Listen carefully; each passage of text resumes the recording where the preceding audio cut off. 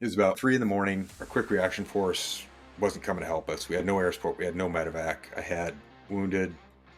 We were already starting to get low on ammo, and we're fighting on all sides. And the Afghan commander's like, hey, just so you know, the Taliban is telling us, the Afghans, to just turn you guys over, and they're going to leave us alone. They said they just want the Americans. He's like, we're not going to do it. Great. But just so you know, that plan B is sounding pretty juicy to some of the guys who are, watching their friends and brothers get tuned up.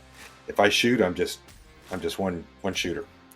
I go, but if I can think and coordinate assets and make effective decisions, we might get out of this. And so it was that pause and just going, what is the next best thing I could do? I'm like, hey, we gotta eliminate the threat from this compound. And that's where Hire said, look, we'll let you drop on it, but you've got to verify it's a clean drop. I'm like, okay, I can do that. Like, Yeah. I have to be alive to verify it, so that's a good first step. Next thing we can do is link up with these other Americans who are stranded, fight our way to them. And so once we linked up with them, now all of a sudden we effectively tripled our force. And even though one of their armored vehicles was blown up, it still was a big chunk of metal with a machine gun on it, which was helpful. How do we get our wounded out? We're like, hey, we're going to commandeer some vehicles.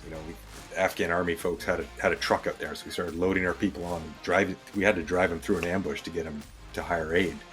We were about a half mile from getting to this little Alamo base, our base. The full-bird colonel in charge of special forces in Afghanistan, he's like, hey, you guys need to dig in and hold what you got. And I'm like, oh, not right now, man. I'm the ground force commander, and I'm down to 2 magazines, no grenades, and my radio's about out of batteries. We're getting back to base. We're going to refit, reassess, and you can fire me, but I'm not leaving my people out here right now.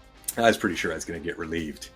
And, he asked some questions, and we started to send him pictures from the fight. Like, hey, this is what we were in. Yeah. And the more they saw, they were like, oh, okay, this is different.